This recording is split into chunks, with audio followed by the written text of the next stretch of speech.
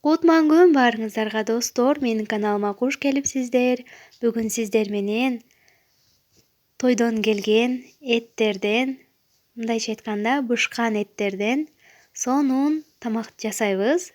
Азыр күз мезгили келип, тойлор көп болуп жаткан учуру.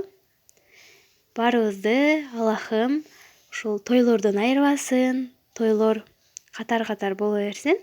Эми рецептке өтсөк. Эң алгач пиязыбызды кууруп алабыз кызарта.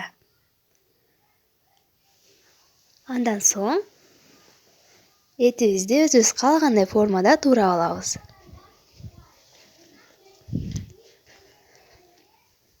Мен ушундай бир аз өтө кичине эмес, өтө чоң эмес, орточо формада туурап алдым. Андан соң пиязыбыздын үстүнө салабыз.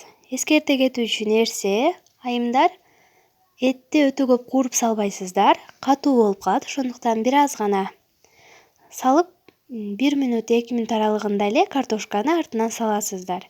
Себеби өтө куурулуп кетсе, катуу болуп, сочный болбой калат. Мынакей өзүңүздөр көргөндөй өтө курул элек.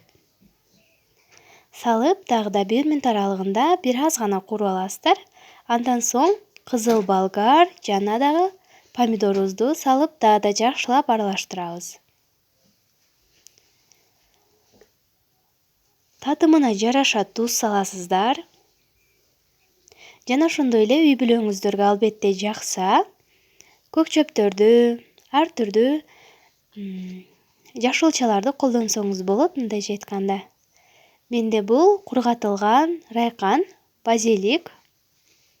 Мен ушудан азыраак салып коем, даамы өзгөчө чыгып турат. Андан соң жарым литрдей гана суу куюп, жарым саат ашык аралыгында жакшылап кайнатып аласыздар. Мен 40 минутта кайнаттым. Мынакей достор, биздин тамагыбыз даяр болду. Бир жолу болсо дагы ушул рецепт менен жасап көрүңүздөр. Өкүнбөйсүздөр деп айтамын. Кийинки видеолорго чейин аман болуңуздар. Жана дагы катталып, лайк коюп, комментарий жазып кетүүнү унутпаңыздар.